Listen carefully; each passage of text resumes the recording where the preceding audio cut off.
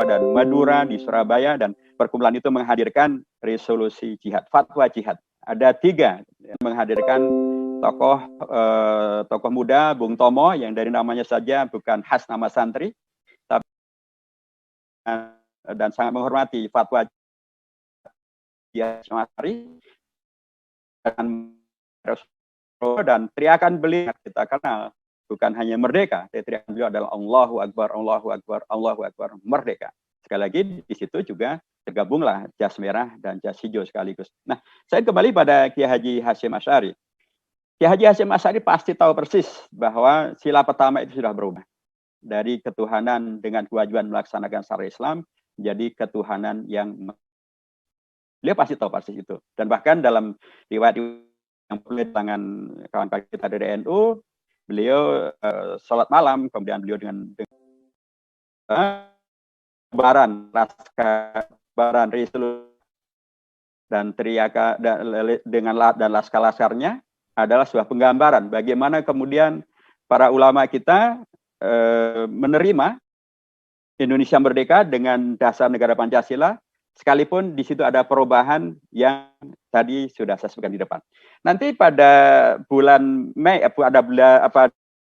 tahun 46, pada tanggal 28 Mei tahun 1946, Yogyakarta, Muhammadiyah, pengurus besar Muhammadiyah, kalau di NU mengeluarkan yang disebut dengan resolusi jihad, maka di Yogyakarta, Hofbestor Muhammadiyah mengeluarkan yang disebut sebagai amanat jihad. Amanat jihad itu intinya sama juga, bahwa menggelorakan rakyat dan umat di Yogyakarta dan atau di sekitarnya untuk bangkit berada di garda terdepan menyelamatkan Indonesia merdeka dari penjajahan Belanda. Para tokoh Muhammadiyah pasti tahu, dan apalagi bahwa Pancasila sila pertama sudah berubah. Dan pasti tahu karena salah satu yang ditemui oleh Bung Hatta untuk kemudian mendialogkan tuntutan dari Indonesia Timur dan kemudian merubah menjadi Ketuhanan Yang Maha Esa, di antara yang ditemui ada 2 tokoh Muhammadiyah, Kiai Haji Wahid Ki Bagus Hadikusumo dan Mr. Kasman Singon Dimejo. Dan itu pada tanggal 17 Agustus malam atau 18 Agustus pagi. Ketika kemudian tanggal 28 Mei 46, Hofbestor Muhammadiyah di Yogyakarta mengeluarkan amanat jihad, itu pasti mereka sudah tahu bahwa Indonesia, dasar negaranya Pancasila itu, sila pertamanya adalah Ketuhanan Yang Maha Esa. Ketuhanan Yang Maha Esa dengan sebuah penegasan yang disampaikan oleh Ki Bagus Hadikusumo bahwa yang dimaksud dengan Yang Maha Esa adalah tauhid, adalah akidah. Dan beliau mengkoreksi ketika Bung Hatta membacakan kesepakatan bahwa kesepakatannya adalah Pancasila itu Ketuhanan Yang Maha Esa, kemanusiaan dan beradab, Ketuhanan Yang Maha Esa dengan dasar kemanusiaan adil dan beradab. Waktu itu Ki Bagus Hadikusumo melakukan interupsi dan menyatakan bahwa kesepakatan kita bukan demikian, kesepakatan kita adalah Ketuhanan Yang Maha Esa, titik. Kemudian kemanusiaan yang adil dan beradab, titik, kemudian ketuhanan yang kemudian persatuan Indonesia, titik, dan seterusnya sampai sila yang terakhir. Jadi kalangan NU melalui resolusi jihadnya maupun dari kalangan Muhammadiyah melalui amanat jihadnya, mereka kurang menggelorakan semangat mempertahankan Indonesia merdeka dengan ideologi tadi sudah saya sebutkan, Pancasila yang berubah namanya menjadi Ketuhanan Yang Maha Esa. Jadi dari Desember tahun 49. Pada tanggal 27 Desember tahun 49 di Den Haag itu Belanda menghadirkan satu kesepakatan dalam konferensi meja bundar dan kemudian Belanda menghadirkan bukan menjadi NKRI, tapi menjadi Republik Indonesia Serikat. Republik Indonesia Serikat sekalipun juga kemudian di sana disebutkan Pancasilanya, sekalipun tidak sama persis dengan Pancasila yang ada dalam pembukaan Undang-Undang Dasar atau yang 18 Agustus itu. Tapi intinya adalah RIS ini kemudian merubah Tambunan dan kemudian beliau menyampaikan kegalauannya dan ide beliau untuk kemudian mengembalikan kepada integralisme, kepada beliau menyampaikan mosi integralnya pada tanggal 3 April tahun 1950 yang ingin mengembalikan Indonesia kepada NKRI-nya. Dan tentu karenanya kepada apa yang kemudian disepakati oleh para founding fathers dalam konteks NKRI berarti Undang-Undang Dasar. Dalam Undang-Undang Dasar 45 itu ada pembukaan Undang-Undang Dasar. Pembukaan Undang-Undang Dasar itu adalah Pancasilanya adalah Pancasila 18 Agustus. Saya ingin mengatakan bahwa Bila kemudian jas hijau, ulama dan umat ini tidak kemudian menerima tentang Pancasila 18 Agustus, kemudian karenanya pastilah mereka tidak akan menggelorakan resolusi jihad di Surabaya maupun amanat jihad di Yogyakarta, maupun juga kemudian Muhammad Nasir di Jakarta tidak akan menyampaikan mosi integralnya untuk kembali kepada NKRI itu. Karena tadi saya katakan tanggal 7 Desember tahun 2009 itu malah Kartosuwiryo di Jawa Barat mengumandangkan dan atau memperjuangkan DITI. Muhammad Nasir justru mengembalikan kepada NKRI, mengembalikan karenanya kepada Undang-Undang Dasar 45. Kalau Undang-Undang 45 ya di situ ada pembukaannya. Pembukaannya ada Pancasila 18 Agustus. Dan inilah beragam hal yang menurut saya menjadi penting untuk disegarkan kembali, dan karenanya wajar bila kemudian kemarin umat ketika bukan hanya umat saja, umat dan kalangan Legiun Veteran, kemudian pemuda Pancasila, umat pun juga dari beragam kalangan ya, seperti dalam Panitia 9 itu, ada yang di kalangan umat Islam, ada yang dari kalangan KWI, ada PGI, ada Matakin, ada Parisada Hindu Dharma, ada Permabudi, NU dan Muhammadiyah, mereka satu kata menolak RUU HIP. Dan juga kemudian tampillah di situ ada pemuda Pancasila, tampil juga ada Legiun Veteran, tampil juga dari kalangan para veteran gitu ya. Mereka satu kata menolak RUU HIP, karena dalam RUU HIP itu waktu itu jelas sekali munculnya ungkapan Trisila, Ekasila, yang itu tentu bukan Pancasila yang disepakati pada tingkat finalnya, yaitu Pancasila 18 Agustus. Karena Bung Karno ketika menyetujui Pancasila 18 Agustus, beliau tidak pernah lagi bicara tentang, atau beliau tidak bicara tentang kemudian Pancasila 18 Agustus itu bisa diperas menjadi Trisila. RUU HIP itu menandakan bahwa antara jas merah dan hijau sehingga menyatu kembali.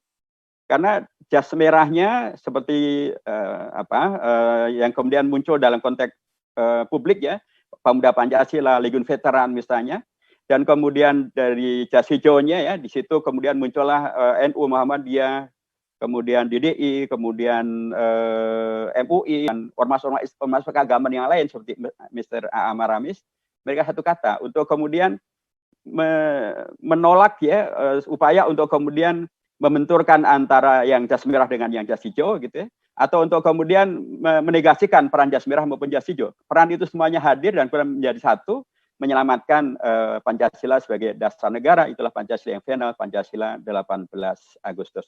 Nah, bila demikian Bapak dan Ibu yang saya hormati, jelas bahwa kita harusnya sudah selesai ya dari pembelahan hijau dan merah ini.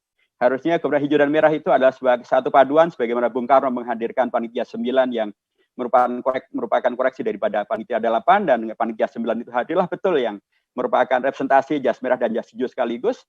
Dan kemudian peristiwa-peristiwa yang tadi saya sebutkan di depan menegaskan betapa umat Islam yang jas hijau itu, di situ ada ulama, di situ ada umat, ulama ada dari ormas, ada yang dari orpol, umat juga dari beragam-ragamnya, beragam-ragam ormas itu warna dasarnya semuanya adalah hijau. Tapi juga juga sesungguhnya adalah umaro. Umaro di sini waktu itu tampil dalam, saya sebutkan tiga contoh saja. Umaro adalah para sultan ataupun para raja, pimpinan kawasan di mana mereka berada waktu itu, dan mereka punya jasa yang luar biasa untuk menyelamatkan Indonesia merdeka ini dengan Pancasilanya. Ya, kita tahu bagaimana peran daripada si Sultan Hamengkubuwono yang ke-9. Bagaimana beliau kemudian menyelamatkan Indonesia untuk kemudian memindahkan ibu kota Indonesia dari Jakarta ke Yogyakarta pada awal Januari tahun 46. Kemudian bagaimana beliau bahkan dengan ijab kabulnya mengikrarkan untuk menyerahkan dan atau untuk bergabung dengan NKRI, dan bahkan beliau bukan hanya menyerahkan kedaulatan kerajaan beliau, tapi bahkan beliau pun juga memberikan hibah uang sekitar 6 juta gulden, setara dengan hampir 600 miliar rupiah sekarang. Dan bahkan juga beliau memberikan emas-emas yang ada di keraton, agar Indonesia mempunyai kemampuan ekonomi, kemampuan finansial untuk menggaji para pejabatnya, dan terutama juga adalah untuk mencetak sendiri uang republik. Nanti kita akan juga lihat Sultan Syarif Qasim kedua dari Sultan Siak Indrapura, Kesultanan Siak Indrapura. Beliau dari sana pun juga nanti menyerahkan kesultanannya kepada NKRI dan membela NKRI, dan kemudian beliau bahkan juga bukan hanya menyerahkan kesultanannya dan kerajaannya dan bahkan mahkota emasnya, beliau juga menyumbangkan tidak kurang dari 13 juta gulden, lebih dari 1 triliun rupiah, kasihkan gratis. Dan kemudian dari Pontianak ada Sultan Syarif Hamid Qadri kedua. Beliaulah yang juga kemudian mendukung Indonesia Merdeka. Beliau kemudian membela Indonesia Merdeka dan menghibahkan 300 meriam dan pucuk senjata untuk membela Indonesia Merdeka, dan beliaulah yang memenangkan sayembara dan atau yang menciptakan lambang burung Garuda Pancasila yang sekarang menjadi lambang negara kita, Garuda Pancasila.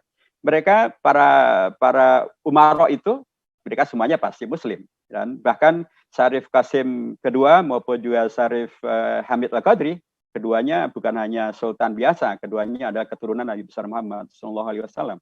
Jadi jas merahnya menjadi semakin sangat jelas bahwa, dan semakin menjadi sangat jelas, tapi jas hijaunya juga menjadi amat sangat jelas. Semakin tidak boleh kemudian kita menghilangkan jasanya para ulama, umaro, nah, mereka bersama dengan sepakati oleh para founding fathers di Panitia 9, di PPKI maupun juga dalam rentang sejarah yang tadi saya sampaikan, supaya kemudian Pancasila yang saya sering sebut dasar negara yang jelas mempergunakan bahasanya adalah bahasa yang kita pahami bersama, bangsa Indonesia. Dia tidak menggunakan bahasa Inggris yang hanya difahami kalangan terpelajar. Dia tidak menggunakan bahasa Perancis yang barangkali hanya dikali oleh kalangan. Dia tidak menggunakan bahasa Sanskerta yang barangkali hanya difahami oleh para pedanda atau para pendeta saja. Tapi dia juga tidak menggunakan bahasa Arab yang barangkali hanya akan bisa difahami oleh para ulama saja. Sekalipun di situ ada beragam ungkapan kata-kata bahasa Arab yang sangat inti dalam ajaran agama Islam. Ada kata-kata adil 2 kali disebutkan di sila kedua dan sila kelima. Ada kata rakyat yang disebutkan 2 kali, sila keempat dan sila kelima. Ada yang kata-kata beradab di sila kedua. Ada kata-kata kerakyatan yang dimiliki oleh hikmat, biasanya dalam permusyawaratan, perwakilan pada sila yang keempat. Dan sila yang kelimanya kerakyatan, keadilan sosial bagi seluruh rakyat Indonesia. Saya mengatakan sekalipun di situ ada beragam ungkapan dasar dalam Al-Quran maupun dalam As-Sunnah maupun dalam bahasa Arab, tapi ini semuanya adalah sudah menjadi bahasa keadilan sosial bagi seluruh rakyat Indonesia. Saya mengatakan sekalipun di situ ada beragam ungkapan dasar dalam Al-Quran maupun dalam As-Sunnah maupun dalam bahasa Arab, tapi ini semuanya adalah sudah menjadi bahasa Indonesia. Yang kemudian karenanya tugas kita adalah bagaimana Pancasila yang latar sejarahnya jelas itu dan pemaknanya pun juga jelas semacam ini, jangan kemudian dijadikan alat politik untuk mengadu domba atau mendiskreditkan pihak-pihak yang hanya karena faktor pilihan politik berbeda kemudian didiskreditkan, dan atau hanya sekedar mungkin seperti bahasanya Pak Jokowi, Presiden Jokowi dalam pidato di MPR kemarin, jangan ada yang merasa paling agamis, tapi juga jangan ada yang merasa paling Pancasilais gitu. Yang diperlukan memang tidak merasa, tapi betul-betul melaksanakan, karena ungkapan-ungkapannya amat sangat jelas gitu. Ungkapan-ungkapan itu tadi saya katakan bahasanya bahasa Indonesia, ketuhanan Yang Maha Esa, itu sangat jelas, apalagi kalau mempergunakan tafsir dari Ki Bagus Sadikusumo. Karenanya ya kalau kita betul-betul Pancasilais ya laksanakan sila pertama. Kalau sila Pancasilais itu kemanusiaan adil dan beradab juga jelas sekali. Kemanusiaan itu apa, adil apa, beradab itu apa, itu jelas sekali. Bagaimana kemudian dia diimplementasikan. Persatuan Indonesia juga sangat jelas. Di situ ada ungkapan yang tidak lagi memerlukan takwil dan tafsir yang aneh-aneh. Sangat jelas sekali. Sehingga mestinya yang ada memang bukan membiarkan dan melestarikan pembelahan dan apalagi pengkotak-kotakan, apalagi pakai dibayar dengan sebagai buzzer misalnya, tentu tidak diperlukan. Kalau kita betul-betul persatuan Indonesia, ya harusnya kemudian semuanya direngkuh, dirangkul, kemudian menghadirkan sebuah ideologi besar yang menyatukan bangsa Indonesia. Kerakyatan penuh hikmat dalam perusahaan perwakilan juga sangat jelas maknanya, pengamalan yang belum sesuai dan atau belum sepenuhnya seperti yang ada dalam ketentuan Pancasila. Yang lagi-lagi saya harus sebutkan urut-urutannya itu adalah merupakan instruksi Presiden nomor 12 tahun 1968, itu zaman Pak Harto gitu ya, zaman Pak Harto, dan kemudian itulah yang kemudian berlaku di seluruh Indonesia sampai sekarang. Siapapun presidennya ya inilah urut-urutannya. Dan ketika kemudian kita kembali kepada dalam peran MPR, ya MPR sudah menegaskan bahwa pembukaan Undang-Undang Dasar yang di dalamnya ada Pancasila itu tidak boleh dilakukan perubahan. Terakhir sekali Bapak yang saya hormati, malam ini adalah malam tanggal 28, besok tanggal 29 Agustus. Tanggal 29 Agustus adalah hari lahirnya Parlemen Indonesia. Hari lahirnya DPR, hari lahirnya MPR, karena besok kami di DPR MPR akan melakukan memperingati hari lahirnya MPR dan juga hari lahirnya DPR. Menarik sekali. Siapa yang menjadi ketua KNIP yang merupakan embrio daripada DPR dan MPR? Banyak tokoh yang ada di sana, tapi Bung Karno dan para tokoh itu menyepakati yang menjadi ketua pertamanya adalah Mr. Kasman Singo Dimejo. Memang beliau adalah seorang beliau adalah Mr. Indrestan, seorang ahli sarjana hukum. Beliau adalah yang nanti juga akan menjadi jaksa agung pertama di Indonesia. Tapi beliau jelas dalam konteks pembahasan tentang Pancasila, posisi beliau adalah bersama dengan Ki Bagus Hadikusumo, bersama dengan Mr. Tauko Muhammad Hasan, bersama dengan Ki Haji Wahid Hasyim, didatangi oleh Dr. Andes Muhammad Hatta untuk mendialogkan tuntutan dari Indonesia Timur tentang 7 kata yang mereka tuntut untuk dihilangkan itu. Dan Mr. Kasman Singo Dimejo berada dalam posisi untuk kemudian dengan kenegarawannya menerima dengan segala kondisinya untuk kemudian jadilah Pancasila seperti yang kita sepakati sekarang ini, kita terima sekarang ini, dan beliau kemudian ditunjuk menjadi ketua KNIP yang pertama. Itulah yang kalau kami di MPR, kemudian kami abadikan foto beliau sebagai ketua MPR yang pertama. Bolehlah demikian sebutannya. Saya kira demikian Bapak biasa hormati, barakallahu fikum, mudah-mudahan ada manfaatnya. Wallahul muwaffiq ila aqwamit thoriq wa huwal hadi ila sawa'is sabil wa nasrun minallahi wa fathun qarib wa basyiril mu'minin wa billahi taufiq wal hidayah. Merdeka, merdeka, merdeka. Allahu akbar. Allahu akbar. Allahu akbar. Assalamualaikum warahmatullahi wabarakatuh. Waalaikumsalam warahmatullahi wabarakatuh. Terima kasih kepada Al-Ustadz Dr. Haji Muhammad Hidayat Nur Wahid, MA, yang telah betul-betul menghadirkan semangat Pancasila yang menyatukan, yang tidak membelah, yang tidak menubruk-nubrukkan. Dan kita, saya tadi selama Bapak Hidayat Nur Wahid menyampaikan paparan, saya melihat satu persatu jumlah peserta, lalu kemudian yang hadir melalui video, seluruhnya sangat antusias. Jadi sangat jarang sekali saya melihat semuanya menyala dan masih menyimak sampai dengan semalam ini. Dan peserta sekarang itu betul-betul full sesuai kapasitas Zoom yang kita gunakan, yaitu 500 peserta. Jadi full, juga viewers di YouTube juga ada 1.000 lebih gitu ya. Jadi saya kira ini menarik sekali. Ternyata tema yang disampaikan oleh Al-Ustadz Dr. Haji Muhammad Hidayat Nur Wahid betul-betul jadi hot news sekarang ini ya, dan mudah-mudahan apa yang beliau sampaikan bisa menjadi salah satu referensi bagi kita semua, dan berikutnya kita lah yang sama-sama menghadirkan Pancasila yang menyatu-nyatukan, mengokohkan.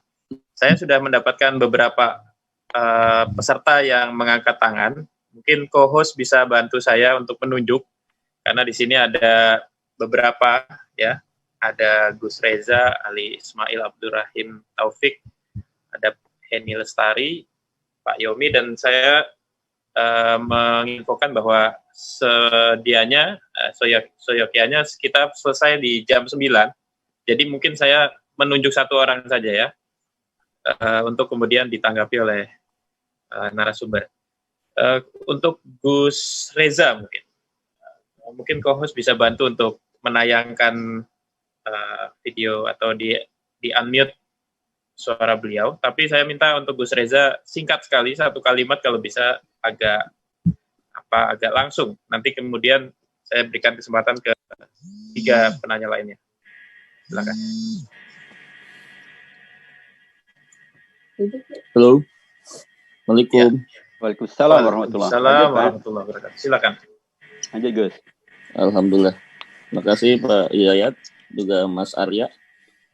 Satu saja yang saya mau sampaikan, pada saat kita berada di forum-forum internasional, kita merasakan bahwa memang dasar negara kita suatu selling point bagi sebuah bangsa.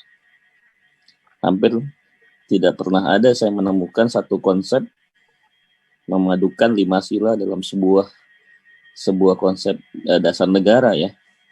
Ini menjadi satu selling point. Kalau boleh diumpamakan negara kita adalah sebuah corporate, maka ini sebenarnya para petinggi-petinggi kita yang mendapatkan amanah sebagai pemangku amanah ya, jabatan ini bisa menjadikan sebagai satu USP ya, unique selling point untuk bisa mengangkat harkat dan martabat bangsa kita di pentas internasional. Ada hal kendala apa Pak Hidayat? Kok kita bisa justru di dalam negara kita sendiri mengalami satu polemik, sementara di luar itu mereka apresiasi terhadap apa yang kita miliki ini gitu. Ada faktor-faktor apa Pak Hidayat yang membuat kita terkendala soal ini? Itu saja dari saya. Terima kasih Mas Arya. Terima kasih Gus Reza. Mungkin bisa langsung ditanggapi Ustadz. Baik. Monggo. Okay. Baik, matur nuwun Gus Reza, terima kasih, dan benar sekali seperti yang Gus Reza tadi sampaikan, di forum internasional demikian luar biasa mereka mengapresiasi Pancasila ini, dan itu saya alami langsung. 3 kali saya hadir dalam forum internasional dan di ketiga-tiganya saya menyampaikan tentang Pancasila. Satu ketika saya menjadi ketua MPR, waktu itu bersama dengan Bu Megawati dan Pak Taufik Kemas almarhum, menghadiri undangan dari pemerintah Tunisia memperingati Hari Nasional mereka, dan mereka menyelenggarakan konferensi internasional, dan saya menyampaikan tentang Pancasila dan pengalaman berdemokrasi di Indonesia. Saya sampaikan dalam bahasa Arab dan mereka sangat antusias gitu ya, audiens, dan saya di matur Mas, ini kayaknya baru pertama kali nih Pancasila diterangkan pakai bahasa Arab ya. Dan itulah saya waktu itu ketua MPR dari Partai Keadilan Sejahtera, Partai Islam tentu saja. Tapi menjelaskan Pancasila, mendapatkan apresiasi yang luar biasa dari audiens. Kemudian yang kedua, pada awal tahun 2020 kemarin, saya diundang untuk memberikan pidato dalam satu konferensi internasional di pusat atau di kantor PBB di Vienna. Itu tentang menyelamatkan generasi muda dari radikalisme, terorisme, dan lain sebagainya. Saya sampaikan salah satu dari cara yang bisa dilakukan adalah mempergunakan apa yang dilakukan di Indonesia dalam konteks hadirnya ideologi Pancasila yang kemudian bisa menghadirkan beragama yang moderat, beragama yang bernegara, beragama yang kemudian mengatasi masalah-masalah secara prinsip-prinsip yang terangkum dalam Pancasila itu. Dan lagi-lagi itu juga memberikan sambutan yang sangat bagus. Yang ketiga, satu bulan yang lalu saya diundang untuk hadir dalam satu konferensi mempersiapkan pertemuan G20, isi tema pembahasan tentang dialog antar agama dalam yang jadi bagian daripada agenda pertemuan G20 bulan Oktober yang akan datang di Riyadh. Saya sampaikan lagi-lagi tentang bagaimana dialog antar agama itu mempergunakan dan melalui jalur-jalur nilai-nilai 5 sila dari Pancasila itu. Dan lagi-lagi itu juga bagi sambutan yang sangat luar biasa. Jadi benar Gus Reza, di dunia internasional tentang Pancasila ini sambutannya sangat positif gitu ya. Tapi kenapa di Indonesia dianggap ada kendalanya? Ya barangkali salah satu di antaranya adalah pertama di Indonesia sering kemudian Pancasila dijadikan sebagai alat politik ya, untuk kemudian bukan melaksanakan Pancasila untuk menghadirkan persatuan Indonesia, tapi untuk membelah hanya karena faktor perbedaan politik misalnya. Atau kemudian terkait dengan sila yang kelima, keadilan bagi seluruh Indonesia, rakyat Indonesia tidak merasakan adanya keseriusan betul-betul menghadirkan keadilan sosial bagi seluruh rakyat Indonesia, tapi masih saja yang kemudian mendapatkan keadilan sosial itu ya sebagian kecil dari rakyat Indonesia. Seluruhnya masih merasakan belum mendapatkan keadilan sosial itu. Jadi mungkin di tingkat kita justru kalau sekali lagi kalau kita baca dalam pembukaan Undang-Undang Dasar pada alinea keempat, di alinea keempat pada paruh pertamanya itu kan menyebutkan tentang bahwa pembentukan pemerintah dan negara Indonesia itu adalah satu hal yang kemudian merupakan perintah untuk menghadirkan selain daripada pelindungan untuk seluruh rakyat Indonesia, kemudian memajukan kesejahteraan umum, keadilan bangsa, ketertiban dunia. Itu semua kan nilai-nilai yang kemudian merupakan perintah, yang perintah itu diarahkannya kepada bukan kepada rakyat sesungguhnya, atau pertama kalinya bukan berakhir, tapi adalah kepada negara, kepada pemerintah. Nah, harusnya pemerintah memang menjadi keteladanan tentang bagaimana menghadirkan 5 sila Pancasila itu dalam realita konkret ya, di dalam ungkapan, dalam kebijakan, di dalam perilaku, di dalam hukum sehari-hari, sehingga dengan demikian maka akan hadirlah apa yang kemudian memang menjadi nilai-nilai yang jelas-jelas ada di dalam Pancasila itu. Tapi kalau ini hanya kemudian hanya dihafal dan kemudian tidak dilaksanakan dengan benar dan konsekuen, ya akan terjadi kondisi-kondisi di mana kemudian ada yang kecewa, ada yang kemudian tidak merasa terwakili dan kemudian menghadirkan belum bersatunya bangsa Indonesia. Jadi menurut saya ini adalah sebuah tantangan terbuka, dan makanya tadi saya katakan di depan bahwa Pancasila itu memperkenalkan bahasa Indonesia kok, nggak pakai bahasa Jawa, nggak pakai bahasa Sanskerta, tidak pakai bahasa Inggris, tidak pakai bahasa Arab, tidak pakai bahasa Perancis, di bahasa Indonesia kok, semuanya jelas, dan semuanya pasti sepakat bahwa 5 sila itu adalah nilai-nilai kebaikan, nilai-nilai kebajikan, nilai-nilai kebenaran. Laksanakan, kalau itu semua dilaksanakan oleh semuanya, dan pemerintah atau para pemimpin menjadi teladannya, saya kira apa yang menjadi kekaguman dunia internasional juga menjadi kekaguman kita di Indonesia tentang bagaimana Pancasila diimplementasikan. Baik, terima kasih Bapak Dr. Haji Muhammad Hidayat Nur Wahid, dan juga terima kasih untuk penanya untuk pertanyaannya. Selanjutnya saya berdasarkan arahan co-host ingin mengundang Bapak Ali Ismail, ya Ali Ismail Abdurrahim Taufik, untuk menyampaikan pertanyaannya. Sekali lagi kita harapkan 1 kalimat pesan singkat atau pertanyaan. Silakan, ya. Co-host mohon dibantu di unmute. Ya. Assalamualaikum warahmatullahi wabarakatuh. Assalamualaikum warahmatullahi wabarakatuh. Hanya tentang maraknya atau munculnya beberapa tokoh-tokoh yang menurut istilah para budayawan atau para ahli sejarah itu sebagai KGB atau komunisme gaya baru. Dulu ada istilah yang dibuat oleh Pak Harto itu bahaya laten. Artinya bahaya itu tidak nampak dengan jelas gitu, tapi tersamar. Nah sekarang mereka ini sudah aturan untuk membatasi gerakan itu sudah boleh dibilang dihapuskan gitu, atau dibuat tidak berlaku lagi. Nah sekarang ke depan ini menurut saya sendiri kita ini sebagai umat yang boleh dikatakan menyumbangkan Piagam Jakarta bagi Indonesia, kita menghapuskan 7 kata dalam Piagam Jakarta itu sehingga dijadikan dasar pembukaan Undang-Undang Dasar 1945. Tapi di banyak hal kita yang justru banyak menjadi tertuduh gitu, seolah-olah peran kita tidak ada. Saya mohon pencerahan dari Ustadz. Assalamualaikum warahmatullahi wabarakatuh. Waalaikumsalam warahmatullahi wabarakatuh. Ya, silakan Ustaz. Baik, terima kasih. Ada istilah KGB. Benar bahwa aturan-aturan itu sudah dihilangkan dan dilumpuhkan. Menurut saya tidak. Aturan-aturan itu tetap ada.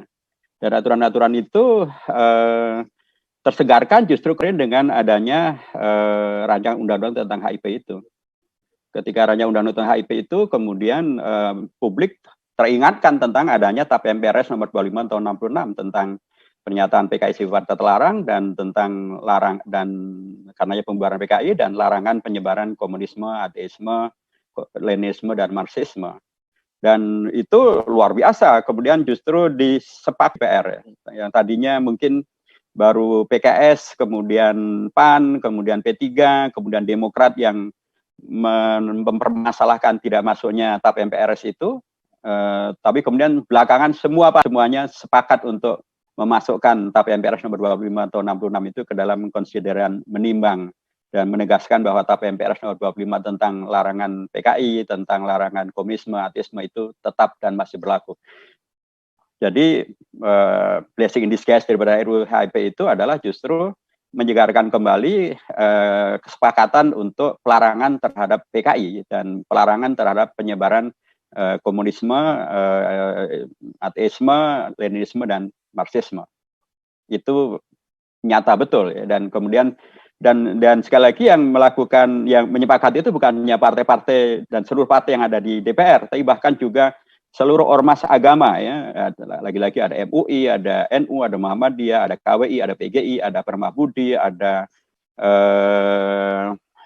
Matakin ya, dan ada Parisada Hindu Dharma. Semuanya sepakat bahwa itu juga harus dimasukkan. Termasuk juga yang kemudian menyepakati untuk harus dimasukkan atau menolak bila tidak dimasukkan tap MPRS itu juga adalah kalangan dari pemuda Pancasila, Bapak dari Legion Veteran, bawah pimpinan Pak kemarin juga beliau datang ke, termasuk juga Pak Tri Sutrisno juga menyampaikan tentang masalah ini. Jadi sekali lagi aturan hukumnya tetap ada dan bahkan kemarin sangat seperti disegarkan gitu ya. Dan kemudian turunan daripada tap MPRS itu juga ada di KUHP. Di KUHP juga ada pasal tentang larangan dan pemidanaan penyebaran komunisme, Marxisme, dan kemudian juga ada nanti di Undang-Undang tentang Pertahanan Negara juga ada larangan tentang hal ini, termasuk juga tentang ormas Islam juga larangan tentang penyebaran komunisme, rasisme, Marxisme dan sebagainya. Jadi landasan hukum itu tetap ada. Tinggal lagi bagaimana kemudian landasan hukum itu dijaga, difahami, dan oleh para penegak hukum di Indonesia. Sebab yang kemudian dikhawatirkan kalau kemudian para penegak hukumnya sendiri malah melupakan sejarah gitu atau menghilangkan sejarah. Jadi penegak hukum juga harus diingatkan bahwa larangan itu tetap ada. Dan mengapa larangan itu tetap ada? Karena memang Pancasila sila pertamanya sila yang finalnya adalah ketuhanan yang Maha Esa. Jadi saya kira itu prinsip yang juga harus diingatkan bahwa tidak benar bahwa aturan hukum tentang larangan itu semuanya sudah tidak ada. Tetap ada dan tetap berlaku. Dan mengapa kemudian ada kondisi di mana seolah-olah umat Islam yang kemudian selalu tertuduh, terpinggirkan, bahkan terjadi kriminalisasi, persekusi, dan lain sebagainya. Mungkin juga karena sebagian umat sendiri tidak mengetahui ya tentang sejarah keterlibatan umat Islam untuk menghadirkan Indonesia, menyelamatkan Indonesia, termasuk Pancasilanya, NKRI-nya. Mungkin sebagian umat Islam juga nggak paham tentang ini, jadi karenanya mereka kira Indonesia ini ya mungkin sesuatu yang bid'ah, sesuatu yang kafir gitu ya, sehingga kemudian mereka terjebak pada perilaku-perilaku yang kemudian mudah dituduh untuk kemudian menjadi sesuatu yang negatif terhadap umat Islam. Itulah yang saya sebut sebagai ada Indonesia fobia, ketika umat sendiri anti kepada Indonesia karena tidak mengerti tentang relasi ulama, umat, umarok terhadap Indonesia dan memberikan Indonesia dan lain sebagainya itu. Tapi juga mungkin mereka karena ketidaktahuannya itu kemudian menyikapi Indonesia dengan cara yang negatif, dan itu kemudian memberi celah bagi pihak yang lain untuk kemudian menstigma umat ini kemudian dalam posisi yang negatif. Dan yang menstigma ini adalah kelompok Islamofobia. Islamofobia adalah satu ideologi atau satu paham atau satu mazhab gitu yang atau berpikir yang tidak produktif dan tidak positif tentang Islam dan umat Islam. Nah, dengan adanya perilaku tadi ya Islamofobia ini bisa mudah mereka lakukan. Karenanya penting betul umat Islam untuk paham betul ya tentang sejarah relasi umat Islam dengan Indonesia ini sendiri. Selain juga pemahaman utuh tentang keberislaman yang kemudian pasti akan bertemu dengan Rasulullah dahulu pernah menghadirkan piagam Madinah, Wathiqatul Madinah. Dengan Wathiqatul Madinah bagaimana Rasulullah kemudian menghimpun keragaman warga di Yathrib, di Madinah, dari ya, ada Yahudi, ada Arab Islam, ada Arab non-Islam, ada Majin, ada Ansar, dan kemudian hadirlah piagam Madinah. Piagam Madinah yang kemudian menyatukan dan menghadirkan negara Madinah. Rasulullah juga menghadirkan yang disebut dengan Sulhu al-Hudaybiyah. Itu juga luar biasa. Kalau umat Islam mengkaji dengan mendalam, saya kira akan bertemu dengan bagaimana kemudian Rasulullah memberikan kepada kita keteladanan tentang bagaimana kita menghadirkan solusi terhadap permasalahan keragaman yang ada di depan kita. Dan yang termasuk yang paling penting disebutkan di sini adalah Rasulullah menghadirkan yang disebut dengan Hilful Fudul. Ini adalah satu peristiwa yang Rasulullah mengingatnya pada waktu beliau sudah hijrah ke Madinah, dzalikal hilfu law du'itu ilaihi fil Islam la ajabtu. Koalisi kebaikan semacam ini kalau aku diajak kembali dalam konteks Islam, aku akan melakukannya. Apa itu Hilful Fudul? Hilful Fudul adalah suatu koalisi yang terjadi pada masa Muhammad waktu itu belum menjadi rasul, belum menjadi nabi. Dalam masa pra-Islam waktu itu, beliau bersama dengan orang-orang tokoh-tokoh Quraisy berada dalam satu koalisi melawan tokoh-tokoh Quraisy yang lain yang mendolimi seorang pedagang dari Yaman. Jadi Muhammad dan para tokoh umat para tokoh Quraisy yang mendukung orang-orang yang didolimi, orang-orang Yaman itu, melawan orang-orang Quraisy yang mendolimi orang dari Yaman ini. Nah, Rasulullah berada dalam satu koalisi kebajikan, koalisi menolak kedoliman, dan kemudian menang mengalahkan koalisi yang mendukung kedoliman. Jadi sekalipun dalam konteks tidak Islam, tapi kalau itu adalah koalisi menghadirkan kebajikan, menghadirkan keutamaan, Rasulullah mengatakan dzalikal hilfu law du'itu ilaihi fil Islam la ajabtuhu. Koalisi semacam itu kalau aku diajak untuk melakukannya dalam posisi saya sebagai muslim, saya juga akan melaksanakan. Jadi menurut saya Islamofobia juga harus kita koreksi, harus kita ingatkan, kita sampaikan tentang bagaimana jasa umat Islam, para ulamanya, para umaroknya, para umatnya menyampaikan Pancasila juga perlu disampaikan pada mereka sehingga tidak terjadi Islamofobia, tapi umat Islam sendiri juga perlu difahamkan tentang bagaimana peran para ulama, para umarok, termasuk para umat untuk menghadirkan Indonesia ini sehingga umat sendiri tidak terjadi apa yang disebut sebagai Indonesia-fobia. Terima kasih.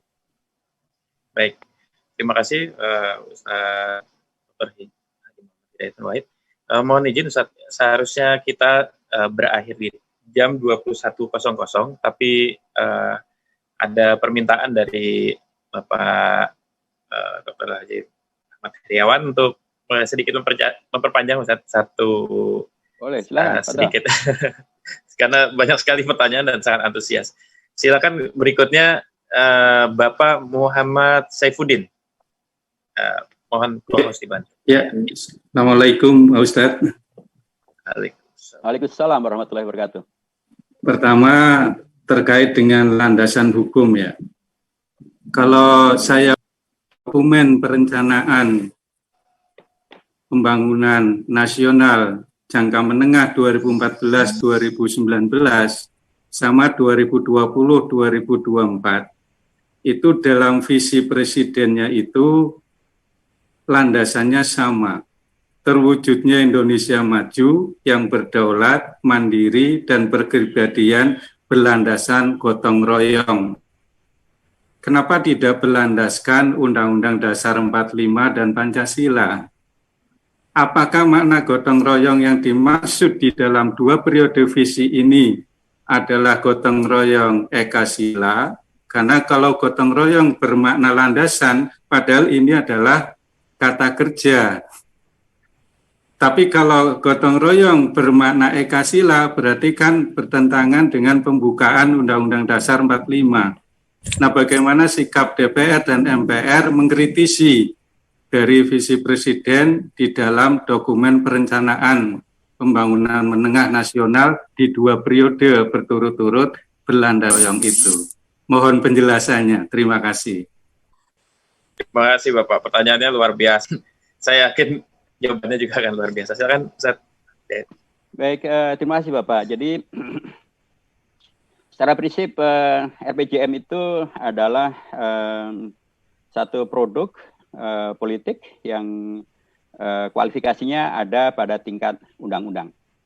Jadi undang-undang tentang RPJM yang pastilah dia tidak boleh bertentangan dengan Undang-Undang Dasar. Bila itu kita dudukkan demikian, maka sekalipun maaf saya bukan jubirnya Pak Jokowi gitu ya, saya juga nggak bisa menafsirkan secara 100% nilai yang dimiliki beliau. Seharusnya yang menjelaskan itu ya beliau sendiri atau mungkin Sesnek gitu ya, atau kantor sekretariat kepresidenan yang harus menjelaskan itu. Kalau pengamatan saya sebagai dalam konteks MPR gitu ya, mustahil kemudian satu RPJM ini bisa diloloskan bila kemudian dia dimaknai sebagai sesuatu yang bertentangan dengan Pancasila yang final. Maka menurut saya ungkapan gotong royong di situ bukanlah harus diartikan bahwa itu adalah Eka Sila. Ya, gotong royong itu ya adalah ya ungkapan gotong royong yang kemudian tafsirnya harus dirujukkan kepada penjabaran daripada visi presiden itu atau visi dari RPJM itu. Dan bila kemudian, nah ini dalam konteks negara hukum, dari ketentuan baru dalam Undang-Undang Dasar, bila kemudian oleh rakyat ya, oleh Bapak dan Ibu sekalian dirasa bahwa gotong royong ini adalah ternyata dalam jabarannya pun ternyata hanyalah Eka Sila, ya dia jelas tidak sesuai dengan Pancasila, tidak sesuai dengan Undang-Undang Dasar. dan karenanya bisa diadukan ke Mahkamah Konstitusi untuk diujikan secara melalui mekanisme judicial review. Dan kemudian kalau ini dianggap sebagai gotong royong adalah ekasila, ya, dan itu adalah sesuatu yang tidak sesuai dengan Pancasila yang disepakati pada tingkat finalnya, ya boleh diajukan ke Mahkamah Konstitusi supaya kemudian menghadirkan suatu kepastian hukum, dan Mahkamah Konstitusi diberi kewenangan oleh Undang-Undang Dasar untuk memberikan penilaian akhir terhadap suatu undang-undang yang dianggap bertentangan dengan Undang-Undang Dasar. Jadi menurut saya sekali lagi gotong royong kemudian harus memberikan tafsir final karena ini adalah istilah yang karena kata-kata gotong royong tidak juga harus sepanjang waktu dikaitkan dengan ekasila, karena sebelum ada kata-kata ekasila sudah ada kata-kata gotong royong gitu ya, atau sebelum kemudian ada perasaan ekasila menjadi gotong royong itu sudah ada. Jadi tidak bisa juga kita kemudian memaksakan bahwa gotong royong artinya hanyalah ekasila, enggak juga. Kita setiap hari orang Jawa saya paham betul apa itu makna gotong royong, Pak. Jadi gotong royong adalah sebuah ungkapan yang bisa bermakna bermacam-macam, ya.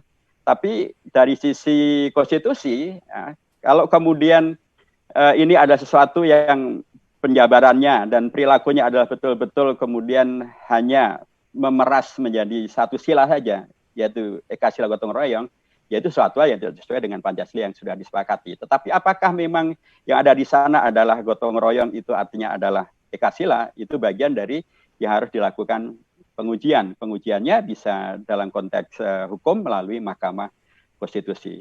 Sekali lagi menurut saya setiap ungkapan mempunyai maknanya tersendiri, dan saya tidak yakin bahwa kemudian Pak Jokowi yang kemudian selalu mengatakan aku Pancasila dan lain sebagainya kemudian akan merubah Pancasila menjadi ekasila, karena pasti beliau tahu bahwa Pancasila yang final bukanlah Pancasila yang diperas-peras menjadi Trisila maupun ekasila, tapi Pancasila 18 Agustus yang adalah seperti yang urut-urutannya tadi telah diimpreskan oleh Pak Harto. Terima kasih.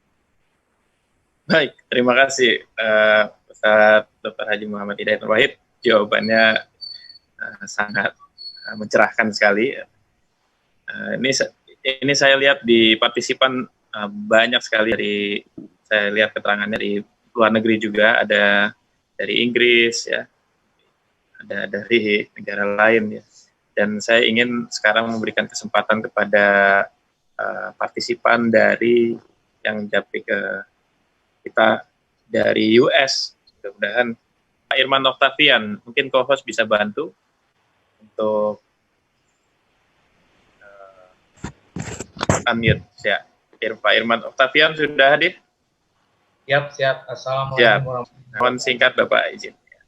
Ya, pertanyaannya Pak, kenapa penyerangan terhadap Islam sebegitu gencarnya oleh pihak-pihak tertentu saat ini? Apakah ada tangan-tangan tertentu yang memang berkiprah di sini? Apakah itu komunis, Yahudi, atau non-Muslim? Karena di Amerika sendiri sekarang sudah terbaca bahwa ada pihak yang bersatu dengan komunis dan Yahudi untuk melemahkan agama dan patriotisme. Terima kasih.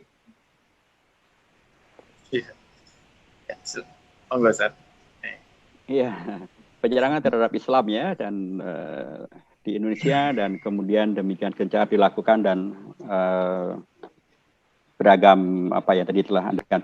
Ini memang memerlukan sebuah kajian yang lebih mendalam lagi ya, karena ya betul bahwa ada beragam kondisi di mana dirasakan adanya persekusi, adanya ketidakadilan. Kalau dari umat melaporkan sesuatu tidak segera mendapatkan respon, sementara kalau umat dilaporkan segera ada respon.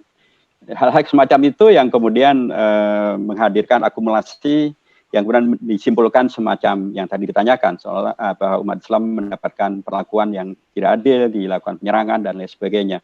Sekalipun juga kalau kita objektif juga kita lihat bahwa ya di Indonesia ini pun juga sebenarnya peran umat Islam dalam konteks politik pun juga tetap dibuka ya, dan tetap misalnya kemudian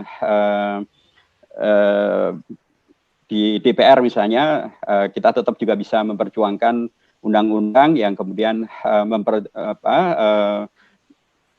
mementingkan atau membela kepentingan keumatan terkait dengan masalah produk halal, terkait dengan masalah perbankan syariah, terkait dengan masalah wakaf, terkait dengan masalah termasuk juga pembahasan di KUHP sekalipun itu juga bagian-bagian yang juga pasal-pasalnya yang kemudian misalnya sekarang sedang terjadi pembahasan terkait dengan masalah pemanaan terkait dengan masalah zina misalnya. Itu kan kemudian pemanaannya akan kemudian dikembalikan pada makna yang sebenarnya, tidak sekedar apa yang ada dalam KUHP tinggalan Belanda.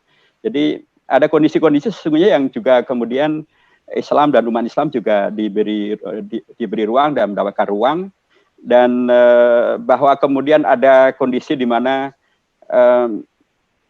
ada perasaan ketidakadilan yang dirasakan oleh umat ini, yang bagian-bagian yang menurut saya penting juga untuk diingatkan kepada para penegak hukum, kepada penyelenggara negara agar betul-betul ya negara itu hadir secara adil, secara sesuai dengan prinsip Pancasila itu, sesuai dengan 5 sila Pancasila itu sendiri.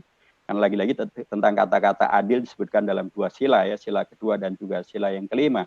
Bila itu kemudian dihadirkan, maka jelas sekali Pancasila itu memang isinya bukan ya ketuhanan yang Maha Esa, tapi juga ada kemanusiaan yang adil dan beradab, ada keadilan sosial bagi seluruh rakyat Indonesia. Sehingga dengan demikian maka dan tentu juga ada persatuan Indonesia.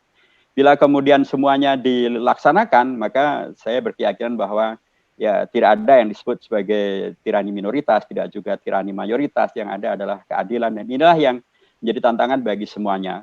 Tentu banyak pihak yang tidak suka bila bangsa Indonesia ini bersatu padu, seperti yang dicontohkan oleh Bung Karno ketika menghadirkan Panitia 9, ketika menghadirkan PPKI gitu ya. Tentu tidak banyak pihak yang tidak menginginkan bangsa Indonesia dengan bersatunya menjadi bangsa yang kuat, bangsa yang bisa memaksimalkan sumber daya alam yang ada di Indonesia. Karena mereka khawatir bila Indonesia menjadi negara yang kuat, maka ada banyak pihak yang kemudian akan tidak mendapatkan keuntungan dari kuatnya Indonesia. Karenanya mereka melakukan tindakan-tindakan untuk mengadu domba sesama warga bangsa Indonesia, untuk menghadirkan stigma terkait dengan kelompok-kelompok yang ada di Indonesia, dan jadilah kemudian bangsa Indonesia tidak mudah menyatu, dan bahkan kemudian kekuasaan itu dipakai untuk justru melukai yang adalah mayoritas yang ada di Indonesia, sesuatu yang harusnya tidak terjadi. Tapi inilah yang dirasakan oleh sebagian umat karena perilaku-perilaku yang akumulatif terjadi terhadap kelompok-kelompok umat. Dan sementara sekali lagi ketika kemudian mereka melaporkan beragam hal yang menodai umat, seringkali responnya sangat terlambat atau sangat telat atau sangat tidak secepat ketika mereka merespon terkait dengan aduan terhadap umat. Jadi ini juga problem terkait dengan bagaimana amanah kenegaraan dihadirkan, bagaimana pelaksanaan daripada 5 sila daripada Pancasila itu sendiri. Jadi menurut saya sangat penting untuk umat Islam untuk tidak kemudian terprovokasi terlalu jauh untuk kemudian justru menghadirkan hal yang akan merugikan kepentingan umat Islam itu sendiri. Justru bagaimana kita kemudian mengingatkan dan menghadirkan sebuah sikap politik dan sikap berbangsa yang kemudian menegaskan bahwa keumatan kita, keislaman kita adalah keindonesiaan kita, dan karenanya janganlah dia didolimi, janganlah dia dipersekusi, karena mendolimi umat Islam dan mempersekusi umat Islam itu tidak menguntungkan negara, tidak menguntungkan bangsa, tidak menguntungkan Indonesia, tapi hanya menguntungkan pihak-pihak yang ingin Indonesia menjadi negara yang lemah, yang bangsanya mudah diadu domba, dan karenanya akan selalu menjadi pasar untuk kepentingan-kepentingan ekonomi global maupun kepentingan-kepentingan ideologi global. Terima kasih. Baik, terima kasih. Selanjutnya Bapak Legim. Bapak Legim, mohon co-host dibantu untuk unmute mic-nya beliau. Silakan Bapak Legim, mohon singkat karena ini mungkin kedua terakhir. Ya, terima kasih. Assalamualaikum warahmatullahi wabarakatuh, Pak Ustadz. Waalaikumsalam warahmatullahi wabarakatuh. Yang akan saya tanyakan, kenapa kok pada dekade pemerintahan ini seolah-olah ada sekelompok-kelompok orang yang ingin merubah atau mengganti ideologi kita. Dan bahkan sampai DPR pun bisa kecolongan. Kenapa undang-undang HIP itu kok bisa sampai bisa akan disahkan sampai ke mejanya presiden? Apakah nggak ada yang tahu apa dan tujuan maksud HIP itu akan menguntungkan atau merugikan negara kita atau dasar negara kita? Terus yang kedua, Ustadz, apa perlu sekarang ini kita galakkan dengan adanya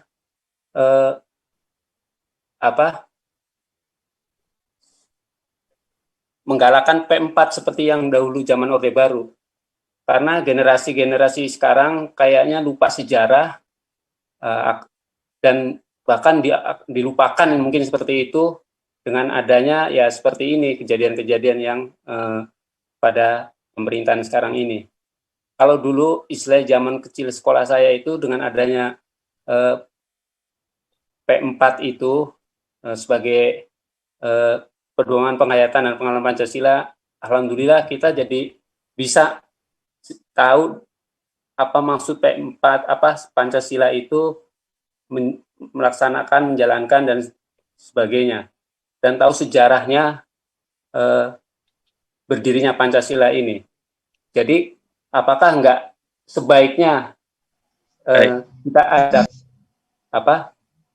kursus atau istilahnya jukan lagi dengan adanya P4 itu? Terima kasih Pak Ustadz. Assalamualaikum. Baik, terima kasih. Waalaikumsalam. Terima kasih Pak Legim mengenai RUU HIP sepertinya, dan yang kedua mengenai P4. Monggo Ustadz. Baik, terima kasih Pak Legim. Jadi mengapa ada yang ingin merubah ideologi negara kita? Ya kalau ukurannya adalah RUU HIP, ya memang tidak dinyatakan ingin merubah. Tapi yang kemudian mudah terbaca di sana adalah bahwa situ menghadirkan Pancasila yang berbeda dengan apa yang disepakati di dalam bentuk yang finalnya. Dan kalau merujuk pada RUU HIP itu memang masih campur aduk itu, dan itu kan satu rancangan undang-undang ya yang memang belum menjadi rancangan undang-undang yang final. Tapi sudah menghadirkan campur aduk yang memang layak kemudian menimbulkan penolakan, karena di depan ketika bicara tentang masa ketentuan umum itu nomor satunya masih benar, yaitu tentang tentang Pancasila gitu ya, yang kemudian sila-sila adalah masih benar satu. Tapi ketika di nomor 3 itu sudah mulai berubah, Pancasilanya tidak lagi ketuhanan yang Maha Esa tapi hanya ketuhanan saja. Kemudian di nomor 10 sudah berubah lagi, yaitu Pancasilanya sudah menjadi Pancasila yang lain lagi. Jadi memang ini rancangan undang-undang yang memang layaknya ditolak, dan alhamdulillah sudah terjadi penolakan gitu ya. Apakah itu akan kemudian menjadi sasaran antara atau tidak, itu bagian yang spekulatif, tapi yang jelas benar juga bila kemudian tidak ada yang tahu, karena PKS sejak dari awal sudah, dan kami di DPR dan kemudian kami di Badan Legislasi, kami melalui wakil-wakil kami sudah menyampaikan catatan-catatan, mengkritisi dan mengkoreksi tentang beragam penyimpangan itu. Tidak disebutkannya atau Pancasila yang kemudian bisa menjadi Trisila, Ekasila, ketuhanan yang sila pertama ketuhanan yang Maha Esa yang kemudian bisa tereduksi menjadi hanya ketuhanan, atau ketuhanan yang berperadaban, atau ketuhanan dengan dasar kemanusiaan dan beradab, atau bahkan tidak sama sekali. Itu sudah menjadi bagian dari koreksi kami sejak dari awal, termasuk tidak disebutkannya TAP MPR nomor 25 itu sejak dari awal sudah menjadi koreksi kami. Tapi ya memang ada pihak yang kemudian terus membawa itu sampai ke paripurna, tapi tetap saja kami melakukan penolakan, dan di tingkat publik kemudian juga terjadilah penolakan sebagaimana yang sudah kita ketahui bersama. Jadi mengapa keinginan itu terjadi? Ya ini bagian-bagian dari kalau mengapa itu jawabannya tidak bisa matematis 1 atau 2, itu bagian yang harus kita telaah secara lebih dalam, lebih sesama, dan mungkin kajiannya lebih panjang lagi. Tapi kata kuncinya adalah bahwa saya justru mengambil hikmahnya bahwa dengan rancangan undang-undang ini justru warga bangsa Indonesia tersegarkan ingatannya untuk menegaskan kembali bahwa Pancasila yang kita sepakati dan sudah final adalah Pancasila 18 Agustus, bukan Pancasila yang bisa dipecah menjadi Trisila, atau yang bisa diringkas menjadi Trisila, menjadi Ekasila, atau Pancasila yang lainnya. Tapi yang kita sepakati adalah Pancasila 18 Agustus, dan semuanya tersegarkan itu dan semuanya sepakat itu.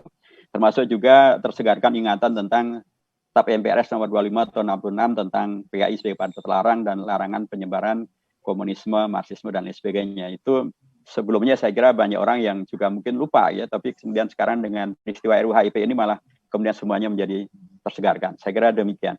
Adapun tentang P4 dari yang sejak saya menjadi Ketua MPR selalu juga menjadi bahasan kita, dan selalu kami sampaikan juga kepada pihak pemerintah, Kementerian Pendidikan dan Kebudayaan, agar masalah Pancasila dan sejenis P4 itu hendaknya kemudian bisa dihadirkan kembali, tentu tidak dengan semangat indoktrinasi seperti zaman P4 itu, karena era kita sudah berbeda, zaman kita sudah berbeda, tuntutan reformasinya juga berbeda gitu ya. Karenanya sangat dipentingkan bagaimana menghadirkan Pancasila dalam bahasa dulu namanya P4 itu dalam semangat 4 pilar MPR RI, yang kemudian bisa dihadirkan dalam pendekatan yang semangatnya adalah bukan semangat indoktrinatif, semangatnya bukan semangat otoriter gaya Orde Baru, juga bukan semangat yang kurang menghadirkan tuntutan daripada reformasi.